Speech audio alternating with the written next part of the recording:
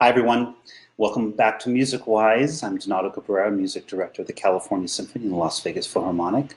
And this week is really fun. It's the first time that I've had a fellow colleague who conducts. And on top of that, we are so fortunate to have with us the music director of the Reno Philharmonic. So it's sort of an intrastate interview chat.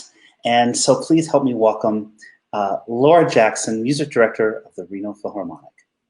Hi. Hello, Donato. How are you? Wonderful. It's such a treat. You know, I'm trying to think back.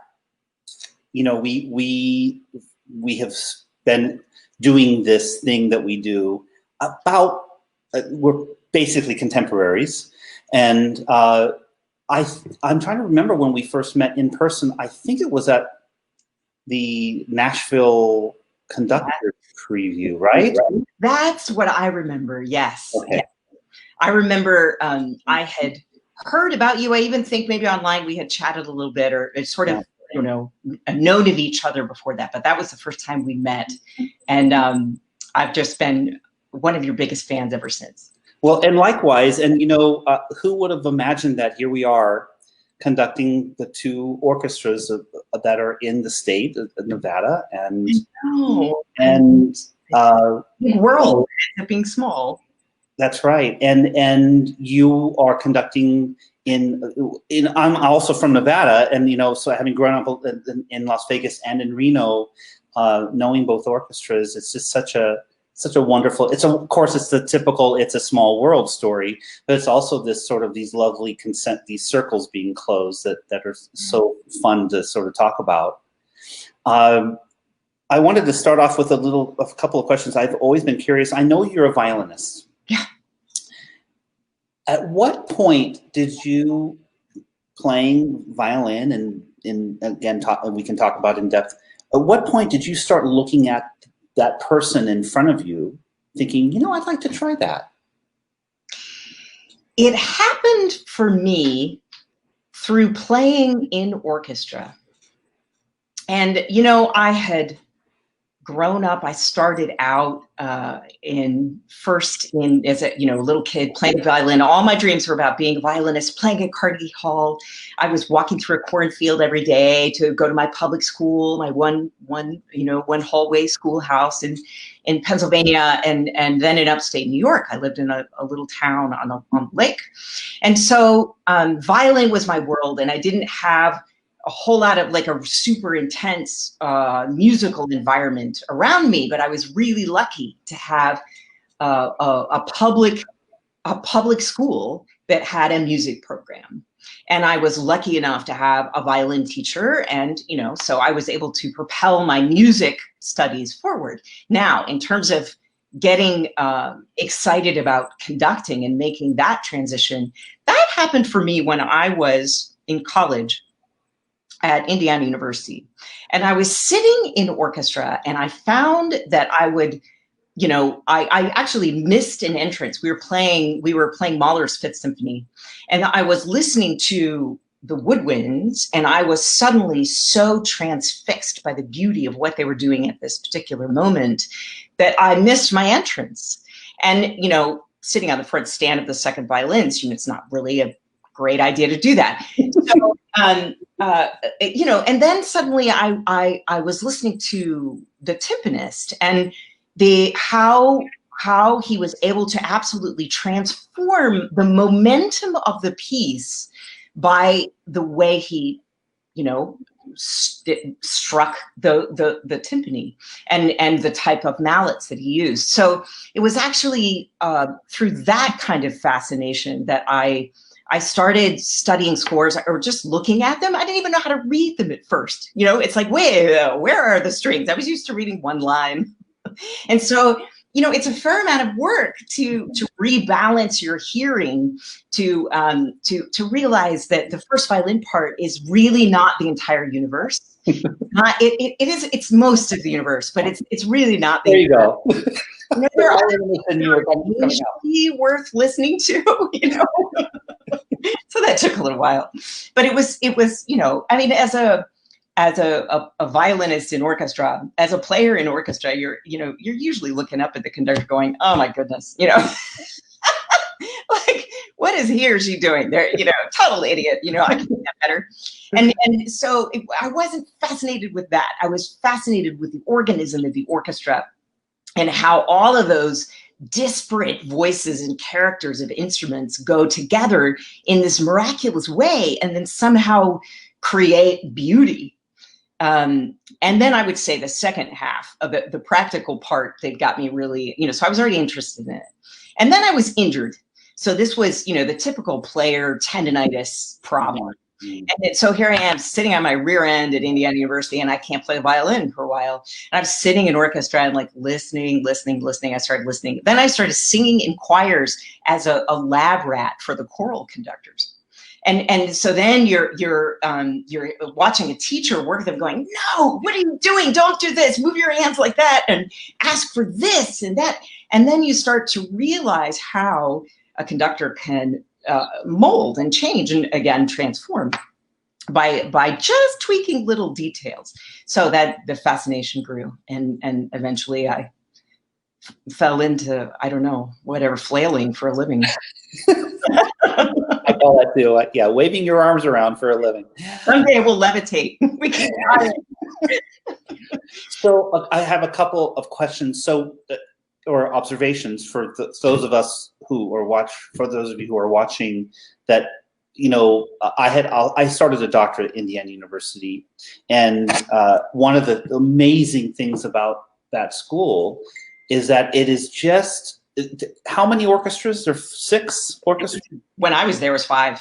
5 or 6 orchestras. Yeah. It's the largest it's the largest school of music in the world, and they do, that's right, there are 5 orchestras. They do 6 full opera productions every year. There are I think 400 freshman vocal majors alone. I mean, it's just you are in a universe of music. And so and the orchestras are phenomenal, at a phenomenal level. So for you to be surrounded by these beautiful sounds at that age, it had to have been really overwhelming, and also just incredibly inspiring, right? Oh my goodness. You know, you talk about the opera program. How incredible was it to just like every Saturday night, you could just wander into this great production of some opera. I mean, I learned so much of the operatic literature just by being at IU. And I will never forget seeing Peter Grimes live for the first time there, you know, or playing Candide, or Hansel and Gretel, or, and, you know, so between the playing experience of being thrown in, sometimes as concertmaster, having, you know, to do the bowings for an entire opera and lead the orchestra, but then just hearing them and the frequency, you could go back the next day. They really were at an incredibly high level, and the students really had a wonderful access. So it was great. So you decided to pursue conducting as something to study. So then what happened? So it was a long decision. It was like, so I became fascinated with it, and while I was injured, but then my arms got better and I went back to playing. So I had a 12-year career as a violinist in Boston.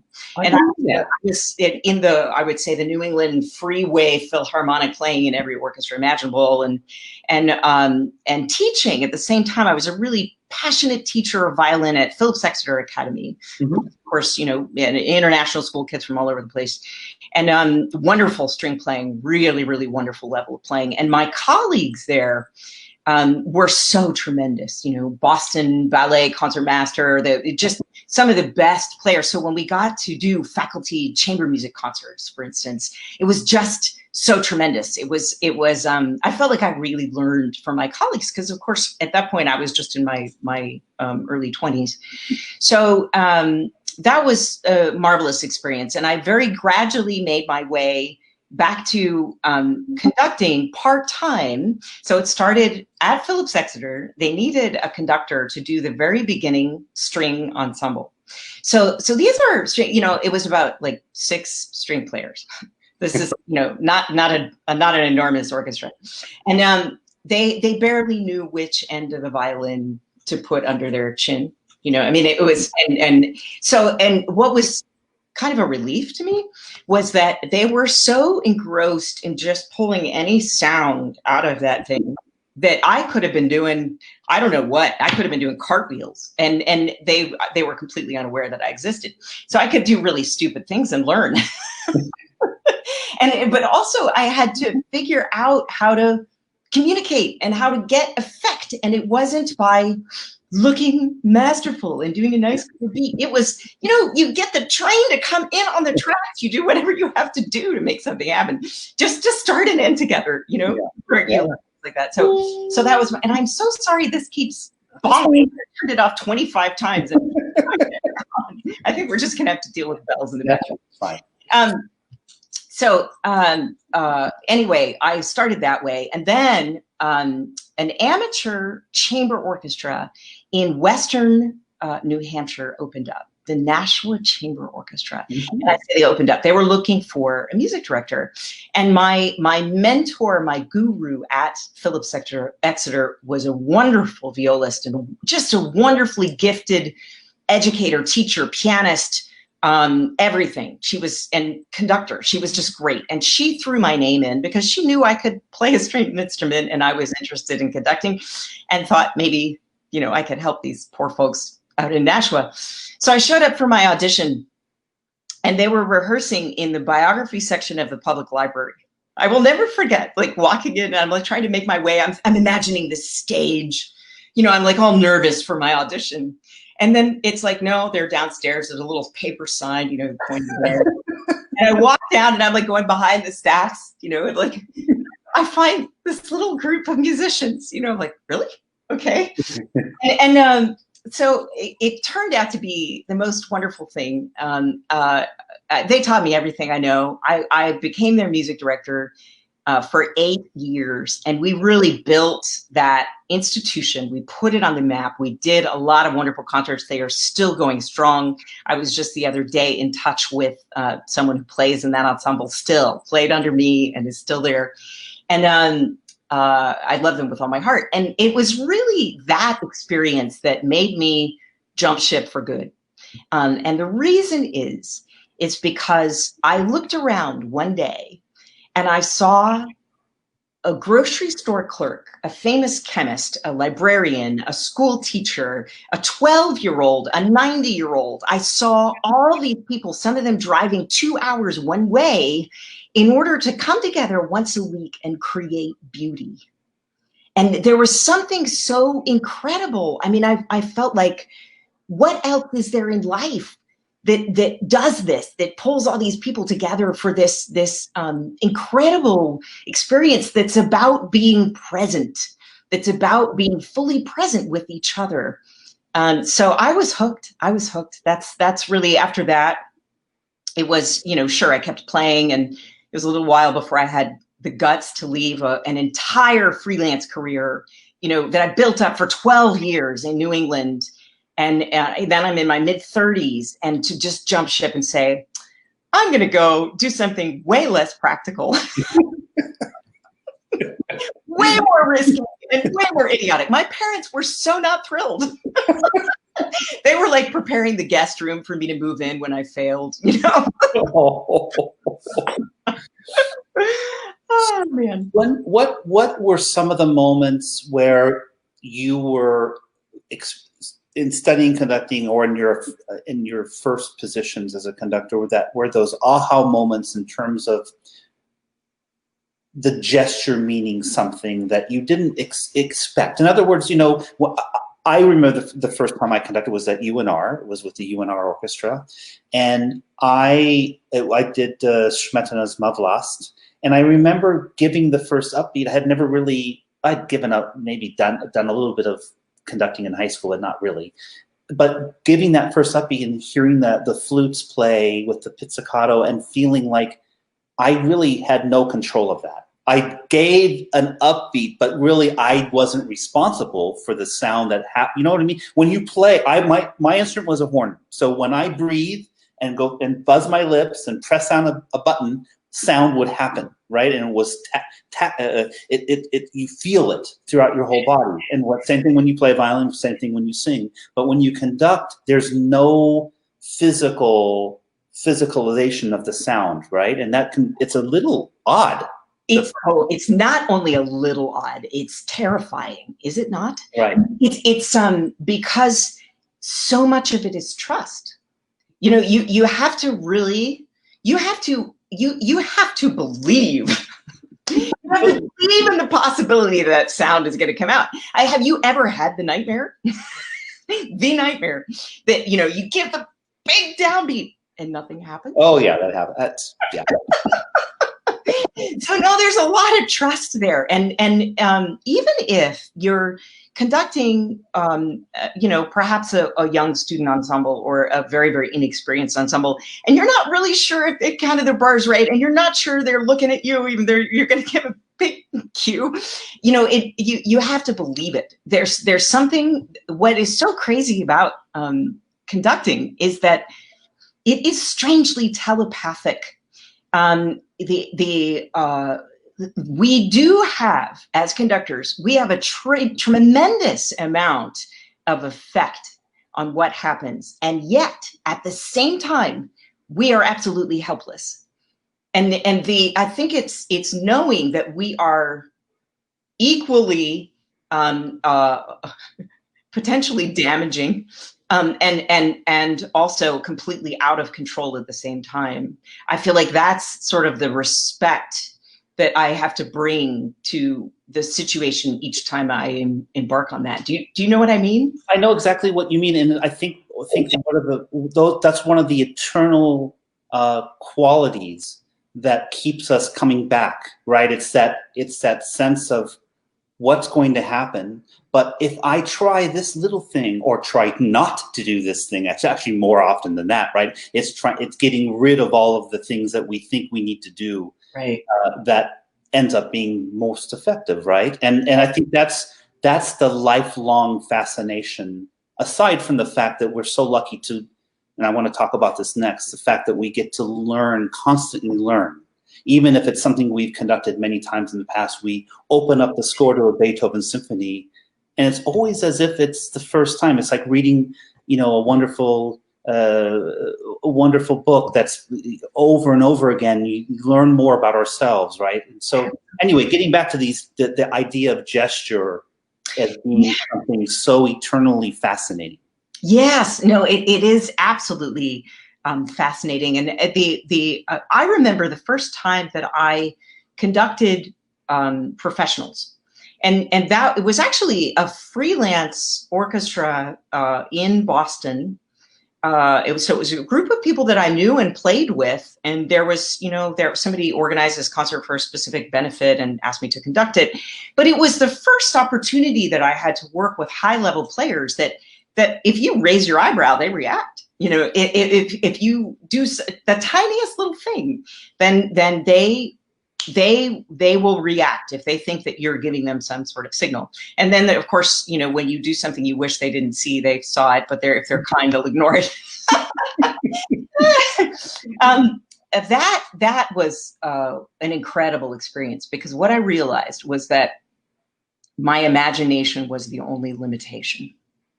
That if I could imagine something, this group of musicians could do it, and they would do it. And that was incredible to me, because if you are truly fascinated with all these things all these instruments coming together, and the way a composer pieces them together, and you know, when you think about these composers sitting here, what they toil over to put that down on paper or in a computer, then the opportunity, the responsibility to breathe life into that, and do it properly, and do it in an organic and I don't know, real way is a huge responsibility, but it's also incredible fun. I mean, I think that was the moment that I realized I was no longer limited by my own inabilities on a violin. You know, like if I didn't have a certain technique or whatever, that was my limitation and my problem. But now it was just what I could conceive of, because I have had this orchestra of wonderful players that could realize it for me. So it's I don't know, you know, you talk about, it's the next topic you brought up, which is, you know, opening a score for the second time. I think of it, I'm a cyclist, and my husband and I, especially in this pandemic situation, we're cycling a lot. And, you know, you if you do a path up and back, you see it one way as you go out, and then you come back and you see houses that somehow just appeared, or you see, you know, everything is totally different. And I think every time we open a score and work toward a performance, you know, ultimately it's about something in the life experience. It's about life itself, and we cannot avoid bringing something of ourselves to that, because that's the lens through which we experience life.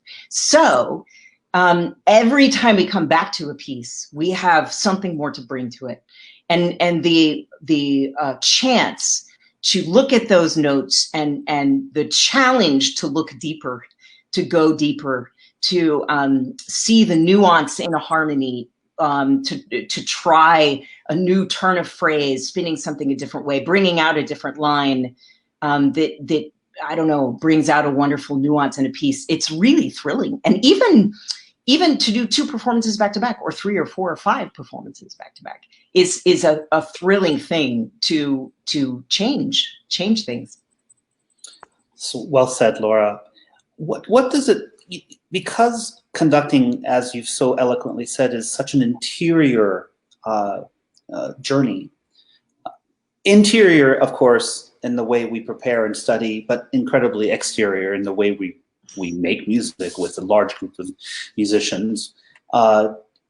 What does it mean to have a mentor or a teacher in conducting? I've always been fascinated by this, because on one day, if you ask me, can conducting truly be taught, I might say yes. And on the next day, I might say no, because it is this idea that it's such an interior journey, is it not? And every conductor's gestures and thought processes are so unique. It's every conductor has their own path to take. Yeah. So what are your thoughts on teaching conducting and being and having mentors, and how do they affect you as a conductor, and maybe how have they affected you? You know, I feel like I've been so fortunate. The number of gracious, wonderful conductors who have extended their experience and wisdom to me in different ways along the way. The pearls of wisdom that I have taken with me, oh my goodness. You know, I studied for 4 years. I did a master's and a doctorate at University of Michigan, and Kenneth Kiesler was my teacher. And I learned a tremendous amount from him about, you know how I learned the most was sneaking into his studio at night and copying his scores. That's what I did. I literally would pick up his score, pick up mine, and I would, for like a year, I would take the score and write in everything, because what I was doing was learning how he thought. Mm-hmm. And every question he would write down, I was thinking, okay, how is he seeing this page? What information is he taking in? What order is he doing things in? How, you know, I learned so much. My actual work on the podium developed so much from looking at what he wrote in his scores. Now, of course, there are other genius conductors that don't write anything. So you can't learn from them that way. I would say my all-time hero is Robert Spano of Atlanta Symphony. And I started stalking Robert when I was in Boston, and I was just beginning to study conducting. But he would, you know, come into town and conduct the Boston Symphony and conduct, you know, or at BU or whatever. And one day I walked up to him. He was conducting a BU, and I just said, "Hi, my name is Laura Jackson, and I want a lesson with you." And I was so scared out of my gourd, And he said, "Sure, okay, let's hang out here after." And I'm like, "Oh my God, now I have to conduct something for him." And he made me conduct in silence, and he could tell if I couldn't hear every single line of Brahms 1. Of the last movement, if I couldn't really hear it, he could tell, and he could tell that my upbeat in total silence didn't have the right kind of color. And what I adored about his mentorship was he never tried to make me into a miniature version of him. He was always trying to ask me, "What do you want here? What is your vision here? What are you trying to do?" And then help me do that. And there were moments where just the simplicity of his confidence in me was really sustaining. When I won the assistant conducting position with the Atlanta Symphony, I'm sure, as you can relate with San Francisco and the illustrious appointments you've had, I talk about terror. To walk in for your first concert and you feel like you're up in front of musicians that have been playing whatever symphony you're about to do longer than you've been alive, and the great conductors they've been in front of, and you're just like, okay, really, I really, my version is better. You feel like an idiot, I think that there were just so many ways in which Robert, it was just his advice, the right stuff at the right moment. Also making me swim on my own and throwing me in concert, another concert, do it. He had no mercy. There was no, his motto was, you're not going to get better at doing Brahms 4 by avoiding it. So you might as well do it. And he put it on a concert and made me do it, and I'd be scared of it. I'd think, oh, I can't do this until I'm, 75 years old. And he's like, how about tomorrow? So there was something about that too, that was wonderful. Yeah, I can't agree with you more in that I've also been so fortunate to have such incredible mentors who have given me, it's about giving you opportunity, because after all, as much as we can think about music at home and have a plan for what we would do once we had that, you can't learn anything unless you are given those opportunities. And I remember, I feel so fortunate that, and him as well, as when I first moved to San Francisco, I was with the San Francisco Opera with Maestro Donald Runnicles, yeah. And he treated me like one would, and might have to describe this a little bit. The opera house system in Europe, in Germany especially, if you are an assistant conductor there, they give you that you're given opportunities to conduct quite a bit, because there's so many performances, number one, but there is a pathway for younger conductors to move forward, and that's not so much the case in the United States, especially in the opera houses here. And I just remember thinking, how fortunate am I to have this opportunity to conduct at the moment's notice, or maybe not, but have this opportunity to conduct these incredible musicians, the world's greatest singers, and sink or swim. And it's these people who are mentors, but who also have trust in you. That's so special. Exactly. Because with an organization, an institution at that level, there is no time to waste. Donald would not be throwing you in there unless he knew you were truly going to make good use of that time. Mm-hmm. So it's he doesn't suffer fools. He's just such a marvelous artist. What a colorist. Oh my goodness, total genius. I loved working with him as well.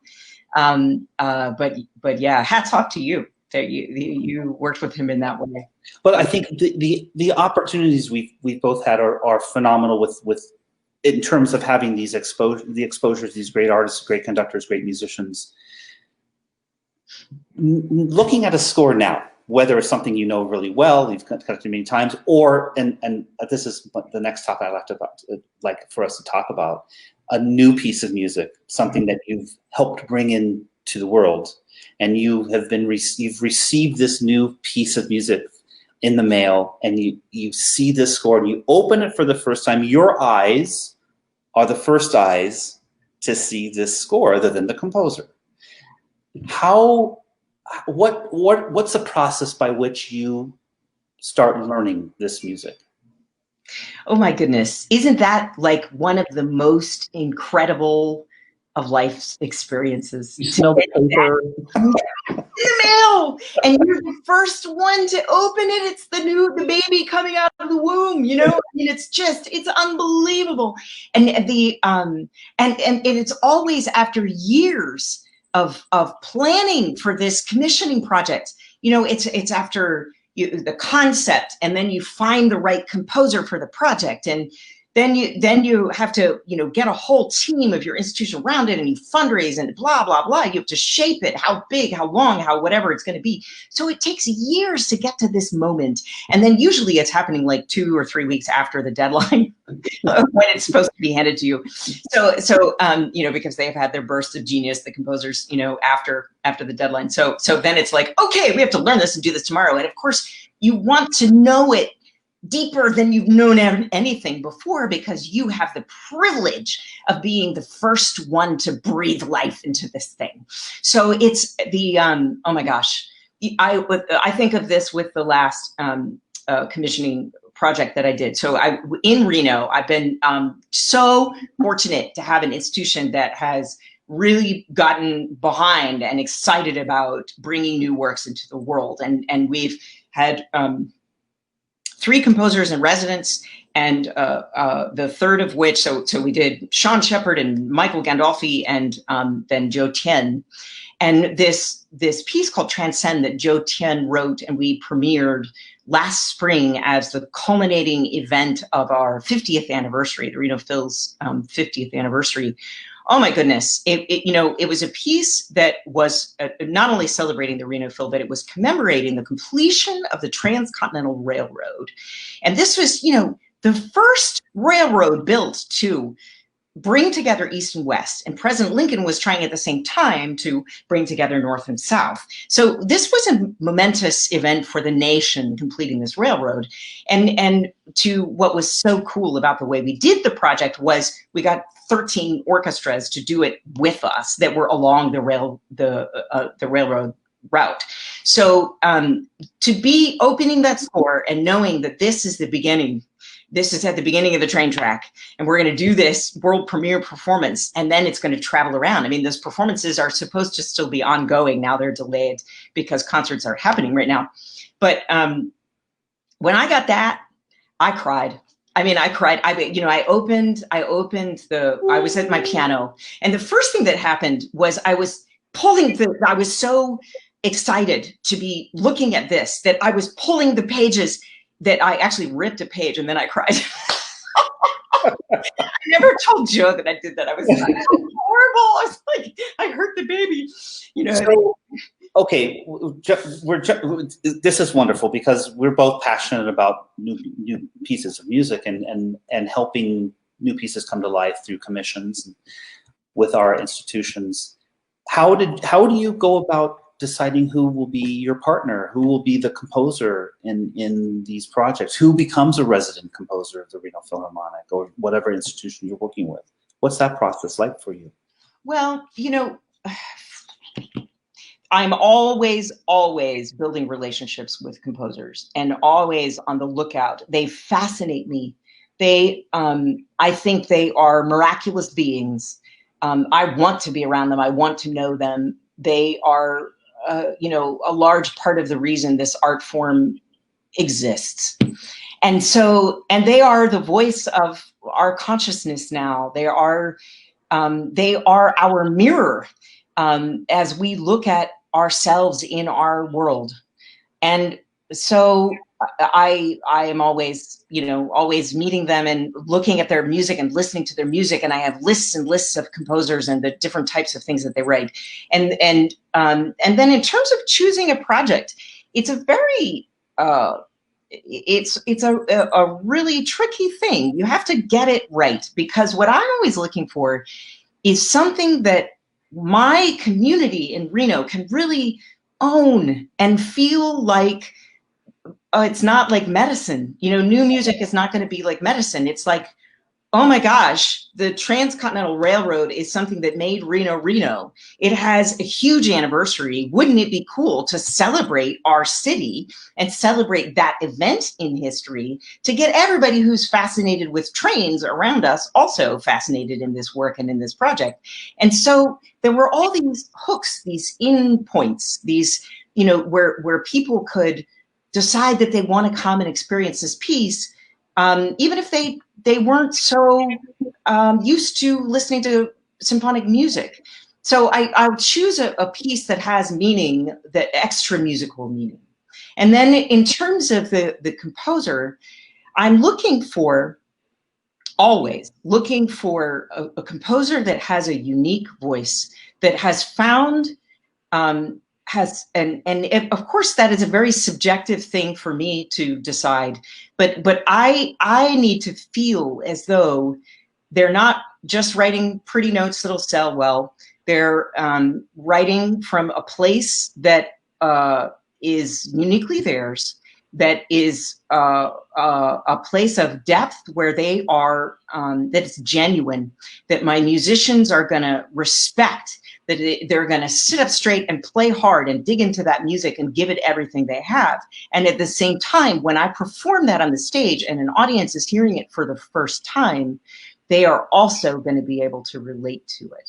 So it's a combination of individuality, of chops, musical chops and depth, an imagination and ability to use the tools in an orchestra and put that on paper and into a concept, and also accessibility, so that they can connect to an audience at the same time. The connection to me is paramount. You know, if it's great music, it's like the tree that falls in the forest. You know, if it's great music that nobody can relate to or hears or cares about, then it hasn't done its job. It's supposed to connect. It is the connective tissue. So the connection has to happen. And I will never forget the moment. I mean, every time you do a successful premiere, it's the most exciting thing that, you know, you've ever done in your whole life.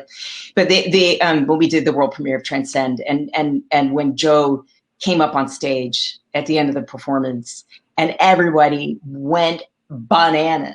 And it was the audience, seeing the audience in Reno go crazy for this new piece and this composer as though he was a rock star.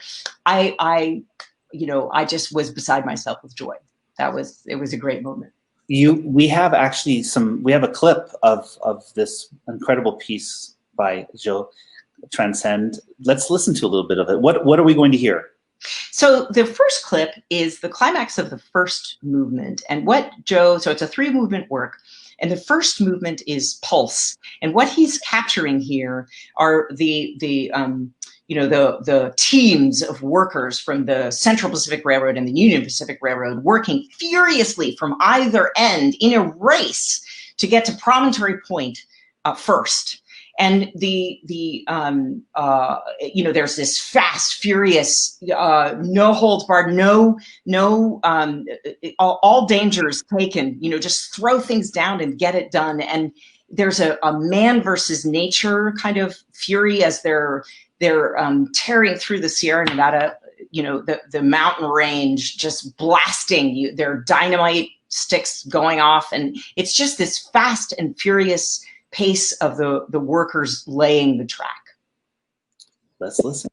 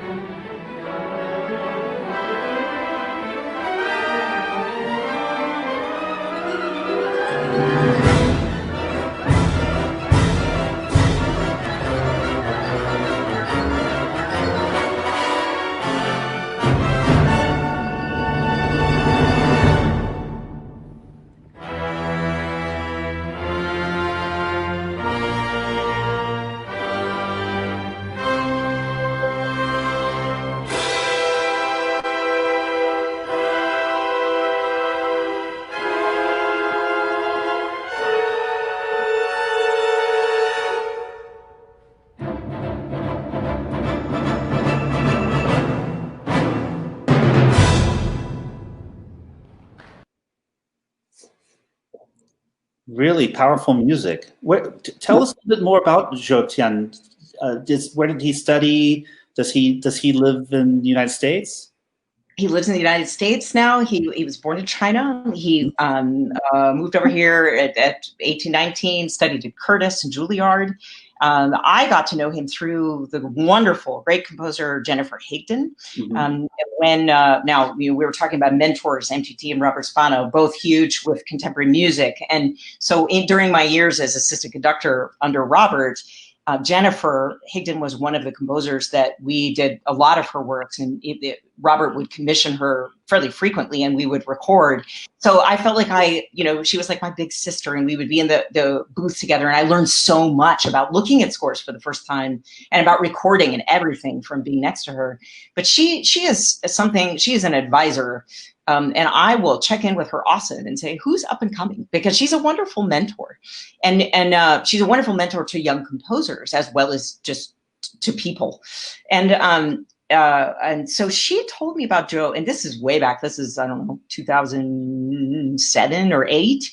And I started, I just kind of, started listening to his music. I checked out his website and just kind of like put it on the back burner and watched. And what I found is that he's so prolific, he's so virtuosic, he's the variety in his writing, the variety in his imagination. I just was really taken, and I started performing his works, the Palace of Perfections, Palace of Nine Perfections. There are a few, like 2 or 3 different works that I've performed with various orchestras, and they've always worked in both ways. They work with the orchestra and they work with the audience. And I've also, I brought him to town to speak from the stage. And I did that when I guest conducted here in Michigan once, and then, somewhere else, can't remember. And he was so eloquent, succinct, and communicative from the stage that audiences really loved him that way. So he was just like the home run guy. He was at SUNY Purchase on the faculty for a while there, and now he's at Michigan State. So he is right in Michigan. And, I've been knowing him and sort of bringing him various places from New York, and now he's sort of down the road from me. Wonderful. What about the second clip of Transcend? What will we hear next? So what Zhou did with the third movement is really ingenious. He wrote in he used Morse code as it was used in one of the first transcontinental telegraphs. So when at Promontory Point, when the golden spike was struck, the railroad was finally completed. One of the very first national telegraphs was sent out 4 letters, DONE, in Morse code. And so he took the rhythm of done in Morse code and put it as the initial rhythm of the movement. And what you'll hear here is it's sort of the culmination. There's a sweeping theme, and then it comes in the xylophone and the flute. You'll hear the Morse code melody, and then it comes to a huge conclusion at the end. Great. Let's listen.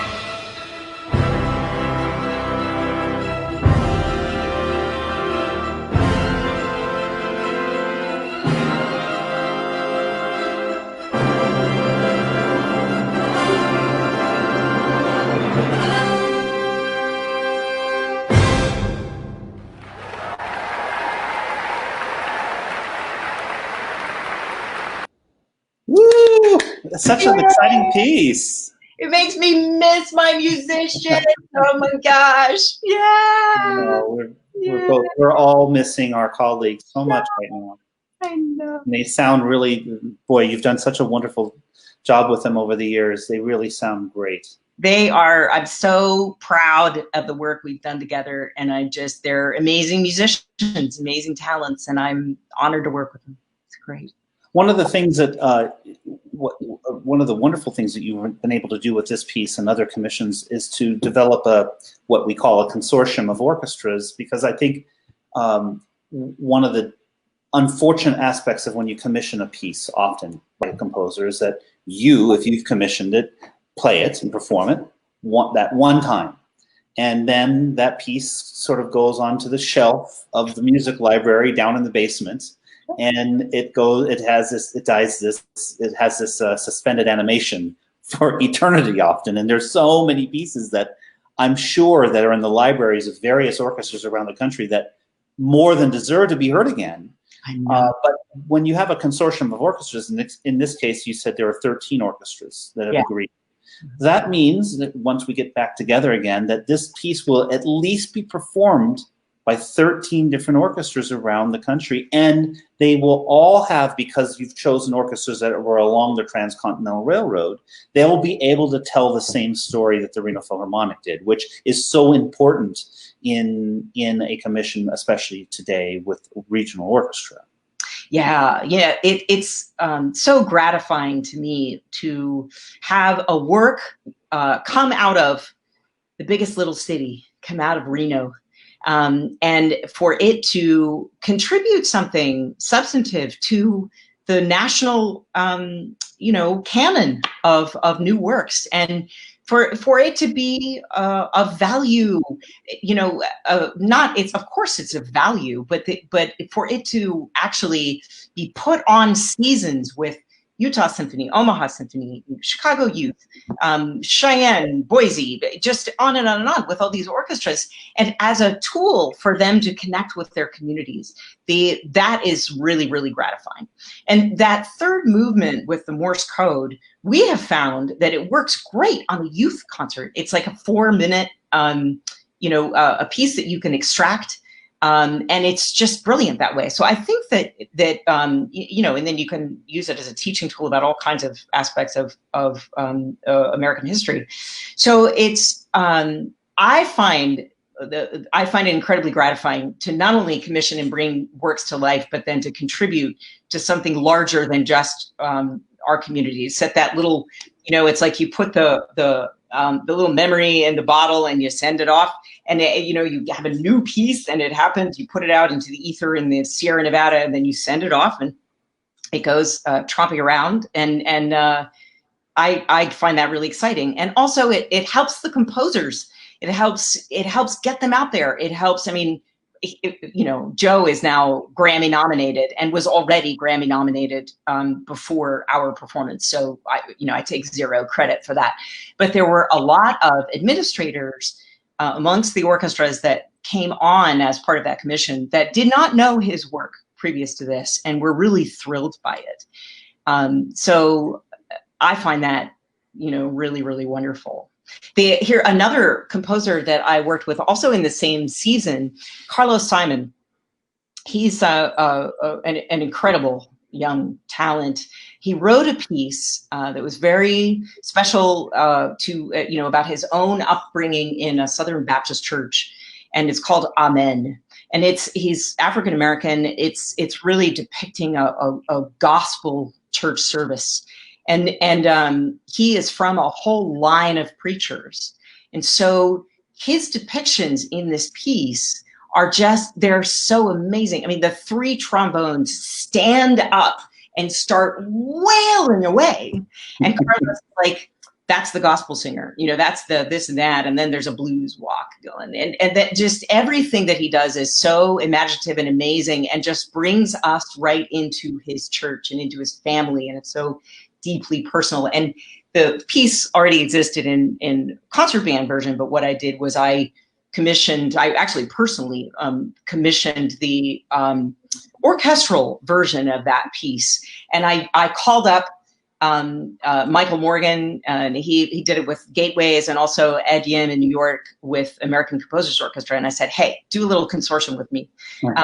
So the three of us. I mean, it also, the other reality, as you and I are with these smaller regional orchestras, it's incredibly helpful to have a consortium because they also help pay the bills. You know, I mean, if you can get it, it helps the composer, it helps the notoriety of your orchestra, but it also just simply helps with the cost, right?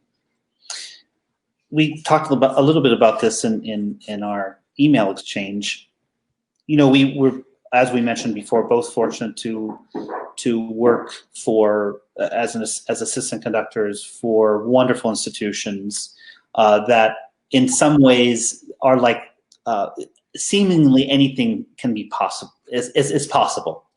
And then we go out into the world and we become music directors of regional orchestras, and we think, okay, well, this is, I'm actually telling my story, but I think, okay, I can just do, it's just a miniature version of what I did, what was happening at the San Francisco Symphony. It's just a little smaller, and it's not quite that. Kind of a staff of 85, So my question to you is, and you've touched upon this already, what are some of the differences and some of the strengths of being a music director of a regional orchestra? Some of the things that make that so unique and different from what being a music director of a major symphony orchestra might be.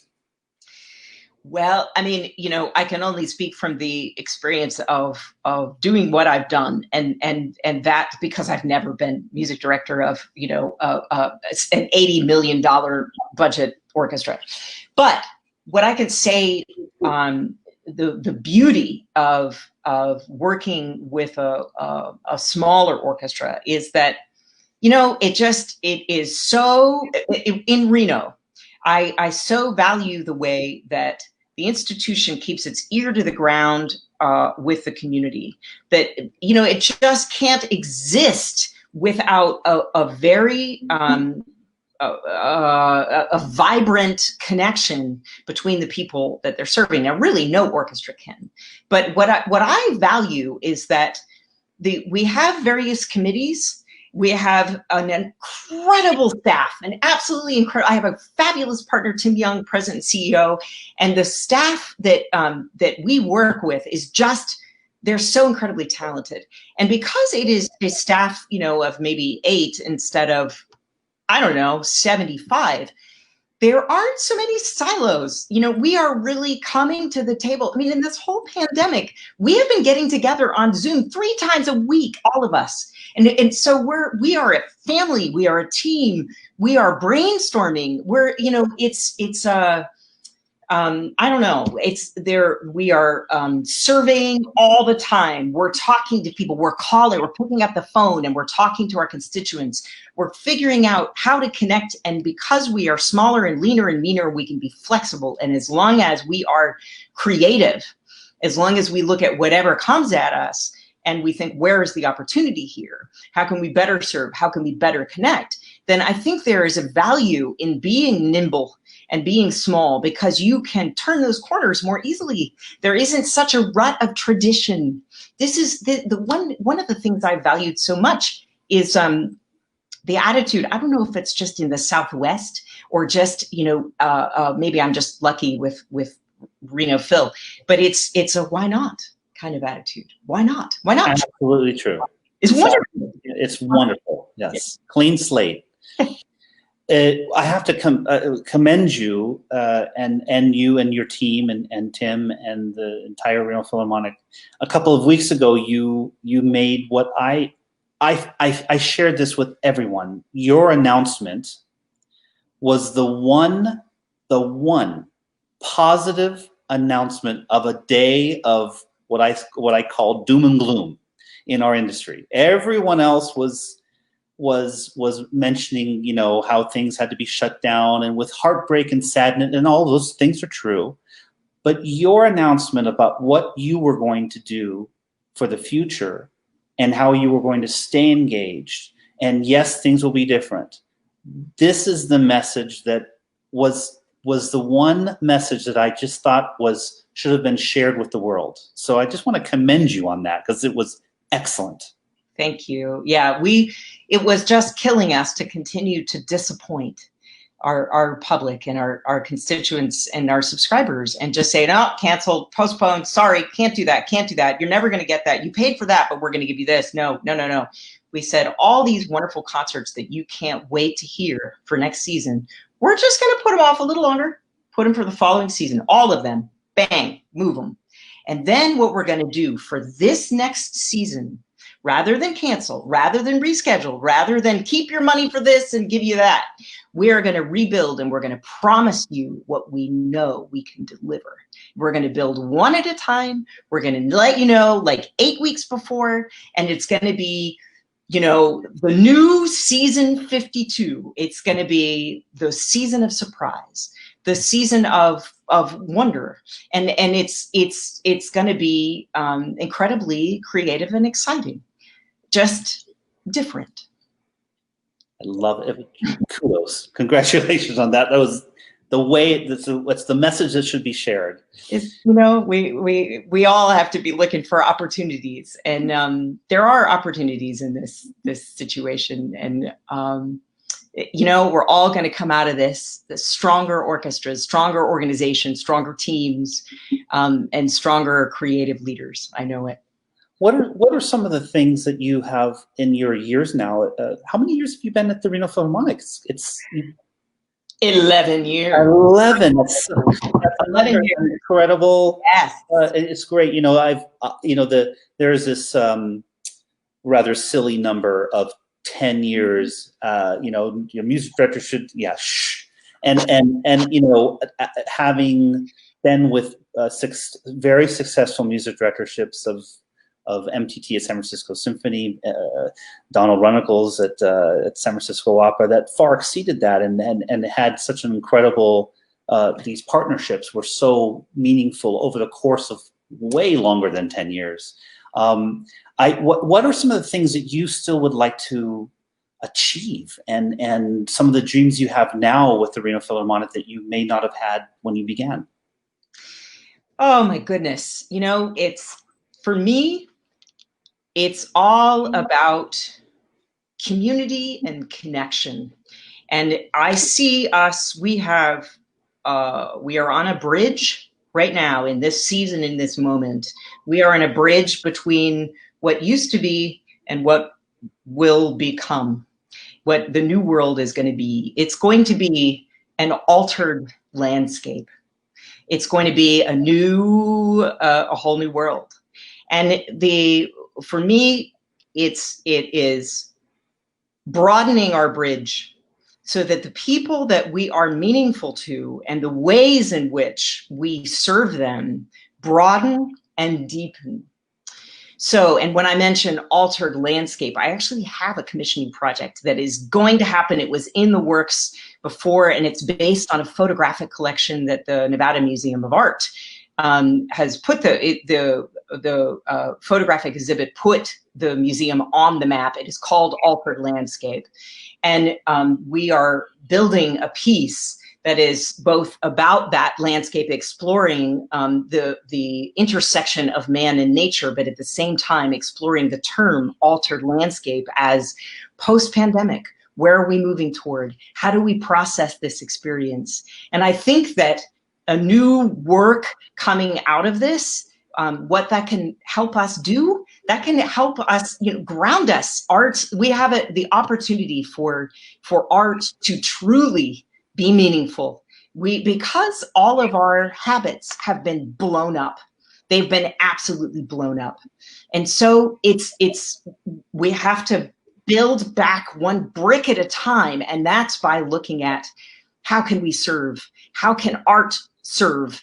And who can we serve? And making sure that we don't fall back into the habits of doing classical music in the ways that we have, in the places that we have, because they're comfortable, because they're known for the same narrow band of constituents. But it's how can we use this art form to make the streets of our city into not just a place, but a neighborhood and a home? And how can it not only bring people together to exist there, but how can it help them thrive? These are the questions. I'm on board. I'm on board.